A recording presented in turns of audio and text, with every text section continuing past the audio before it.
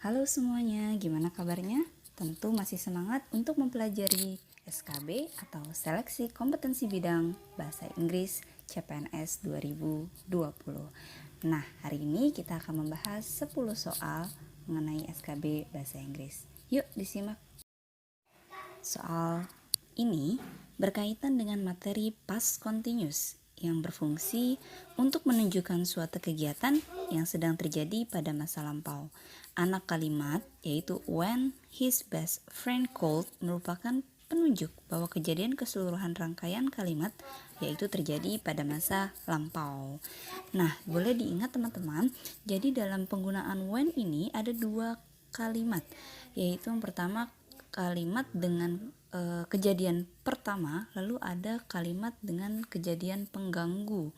Nah, kalimat dengan kejadian pertama ini biasanya selalu menggunakan past continuous karena berlangsung dari sebelum kejadian pengganggu terjadi sampai dengan kejadian atau kalimat pengganggu terjadi. Kalimat pengganggu itu adalah kalimat yang muncul mendistract kegiatan awal. Kita bisa lihat di sini bahwa kegiatan awal yaitu adalah ayah membaca koran.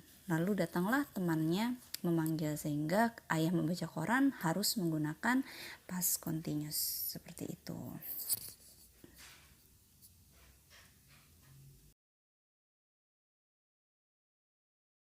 Nah, materi selanjutnya ini masih sama dengan materi sebelumnya, penggunaan when, tapi kali ini kita menggunakan while. Biasanya while itu bertemu dengan past continuous dan past continuous, tapi untuk kali ini berbeda.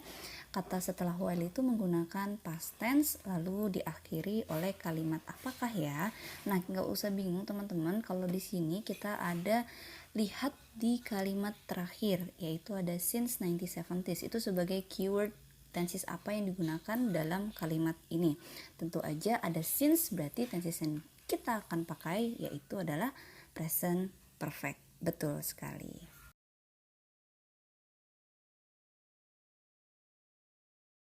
Nah, di soal selanjutnya ini berkaitan dengan pembentukan noun phrase. Apabila dalam kata utama itu terdapat noun, pasti noun ini memiliki banyak modifier, yaitu sebelum kita menyebutkan bendanya, kebetulan bendanya di sini adalah silk. Nah, kira-kira apa dulu sih yang dijelasin? Kita ada kata elegan sama purple. Nah, kira-kira elegan dulu atau purple dulu?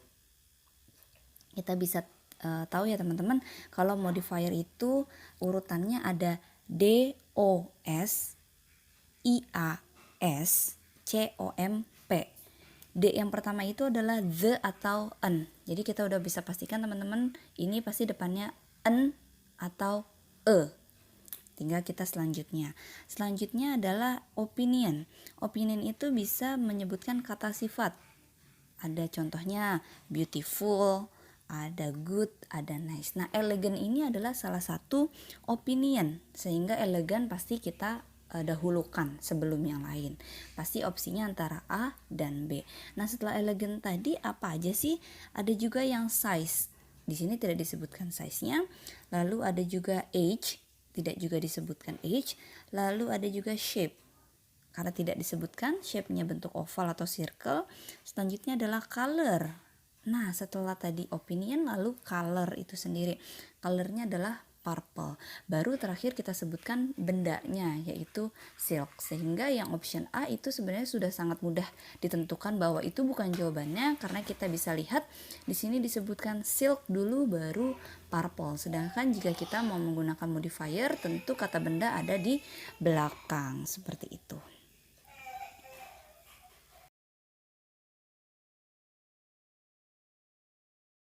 Nah, soal selanjutnya ini karena optionnya itu ada whom, which, sama that, itu kadang bikin rancu kita kan, yang mana sih nih whom sama which sama that penggunaannya sama. Padahal teman-teman, kalau kita mau fokus ke kalimat sebelum kata titik-titik tersebut, kita lihat ada the most beautiful. Itu menunjukkan superlatif, dimana superlatif itu selalu ditambahkan dengan of atau in. Misal, the most beautiful in the classroom atau the most beautiful of. Nah, of ini selalu mewakili sesuatu yang banyak. Karena beautiful girls pasti menunjukkan yang them. Betul banget teman-teman. Karena kalau kita pakai of whom atau of which itu enggak mewakili dari si cat tadi menjadi salah satu di antara gadis-gadis yang ada.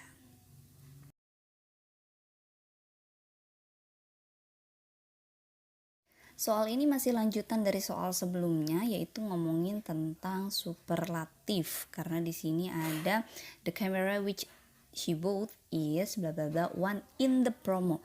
As I told you before, kalau misalnya kita menunjukkan superlatif, kita harus tambahkan of atau in. The most beautiful in the classroom atau the most beautiful of the girls in the classroom. Jadi kalau udah kayak gini, kira-kira option yang menunjukkan tentang superlatif yang mana ya?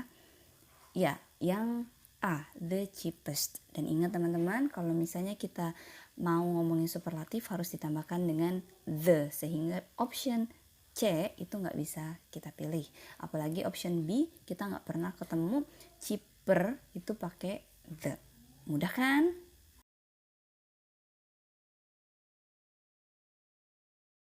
Soal selanjutnya ini sering banget keluar, di TOEFL pun sering banget keluar teman-teman.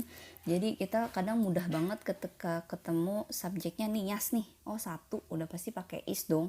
Jadi option A sama C itu secara cepat kita bisa jadikan salah satu opsional.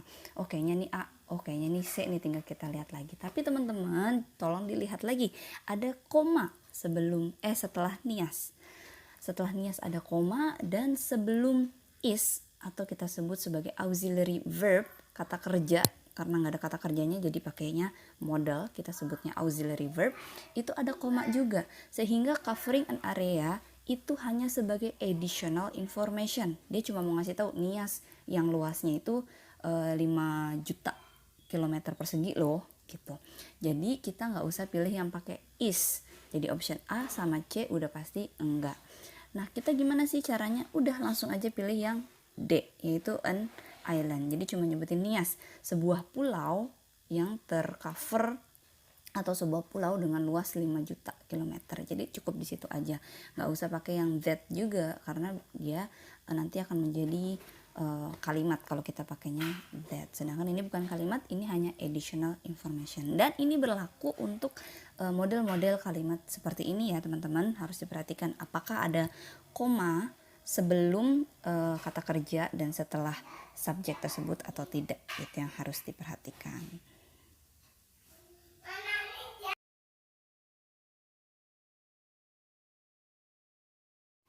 Nah teman-teman, ketika kita ngerjain SKB tentu kita diburu oleh yang namanya waktu. Kita cuma punya sekian waktu untuk mengerjakan sekian soal. Jadi tips and triknya itu bener-bener gak usah dibaca kalimat secara keseluruhan. Meskipun penting untuk membaca, cuma usahakan secepat mungkin kayak model scanning. Nah kayak contoh soal kali ini, itu di kalimat sentence terakhir ada kata this year. Teman-teman tolong diingat penggunaan this ini, mau this afternoon, mau this year, atau this week gitu. Itu selalu menggunakan ing. Kita sebut sebagai present continuous. Ya. Jadi udah gampang banget, apalagi ini ada clue-nya this year, sudah pasti menggunakan ing. Dan ketika ingnya nanti mungkin optionnya itu, kalau ini lebih mudah ya teman-teman, ada cuma is building. Tapi nanti misalnya ada ing yang lain, misalnya is going to build, itu tetap bukan dimasukkan sebagai ing meskipun ada is going, karena memang itu adalah future tense. Sedangkan ini adalah menunjukkan progress, bahwasanya dari memang sedang berlangsung seperti itu. Itulah mudahnya kita jika diberikan contoh-contoh soal dengan signal-signal tertentu.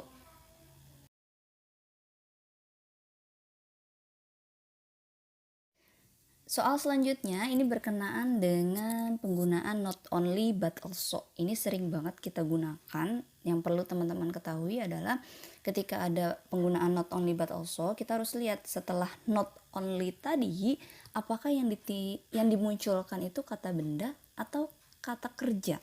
Sehingga kata setelah but also itu harus sama. Untuk kasus soal ini kita bisa lihat not only with local land, berarti kata benda. Option A, B, C, D kira-kira menunjukkan kata benda yang mana sih? Oh, antara C dan D. Tapi kita harus lihat biasanya senada. Not only with berarti but also with juga. Jadi jawabannya adalah yang betul banget, yang C. Nomor ini berkaitan dengan penggunaan neither dalam kalimat. Neither itu artinya juga tidak, sehingga neither ini kita pakai di belakang kalimat. Ada kalimat sebelum kalimat neither ini. Nah, kita bisa lihat teman-teman, sebelum kalimat neither ini tenses apa sih yang digunakan? Samantha never uses, berarti present tense. Nah, habis neither pasti juga pakainya present tense. Untuk present tense, auxiliary yang dipakai itu adalah do sama does, tergantung dari subjeknya.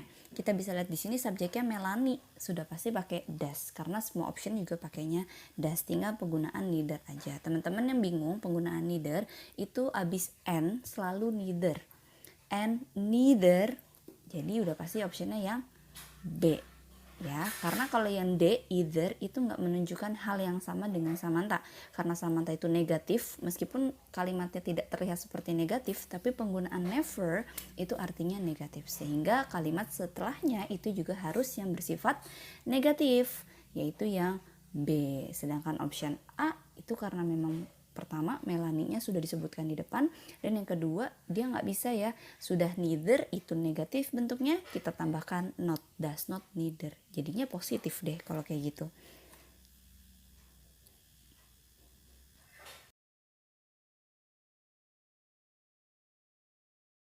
Soal setelahnya ini soal terakhir, jadi jangan bosan-bosan untuk tetap latihan karena memang latihan makes perfect. Nah, di soal ini teman-teman bisa fokus they would have. Ini pasti ngomongin tentang if conditional. Dan ada dua yang menunjukkan tentang if conditional, yaitu yang A sama yang D. Tapi teman-teman jangan terburu-buru. Kita harus tahu nih if conditional tipe berapa sih? Gampang banget kalau mau tahu ini conditional tipe berapa. Conditional itu ada 3 ya. Tipe conditional yang pertama itu karena namanya pertama, jadi kata kerja yang dipakai bentuk pertama. Sedangkan di sini enggak ada they would have. Nah, kata conditional atau conditional sentence yang kedua itu sesuai namanya pasti pakai kata kerja bentuk kedua. Di sini benar pakai kata kerja bentuk kedua ya, they would. Tapi belakangnya ada have teman-teman. Nah, ini sudah bisa dipastikan bahwa ini merupakan conditional sentence tipe ketiga. Nah, kalau tipe ketiga seperti namanya pasti pakai verb 3. Yang pakai verb 3 yang mana? Yang A ya teman-teman ya, karena yang D pakai tipe kedua. Tapi dalam penggunaan if conditional kita nggak pernah pakai have, kita selalu pakai yang had. Loh, jadi yang mana dong? Yang pakai had itu antara yang B sama yang C. Kita nggak mungkin pakai yang B karena nggak ada if-nya. Lah, yang C juga nggak ada if-nya loh. Nah, ini pengecualian teman-teman, namanya inverted. Jadi untuk if dengan penggunaan had bisa kita tidak tampilkan if-nya, tetapi tetap memiliki makna yang sama dengan jika kita menampilkan if. Nah, gampang banget kan teman-teman? Jadi banyak banget untuk mempelajari seleksi kompetensi bidang ini yang bisa kita cari-cari tips and triknya. Jadi nggak melulu baca teks secara keseluruhan, tapi ketika ada signal-signal tertentu, kita sudah bisa dengan mudah menentukan option jawabannya apa. Oke. Gimana teman-teman? Tentunya sudah semakin siap dong untuk menghadapi seleksi kompetensi bidang, khususnya buat teman-teman yang jurusan bahasa Inggris. Semoga sukses selalu dan menjadi CPNS di tahun 2020 ini. Tetap semangat, salam sehat, salam semangat.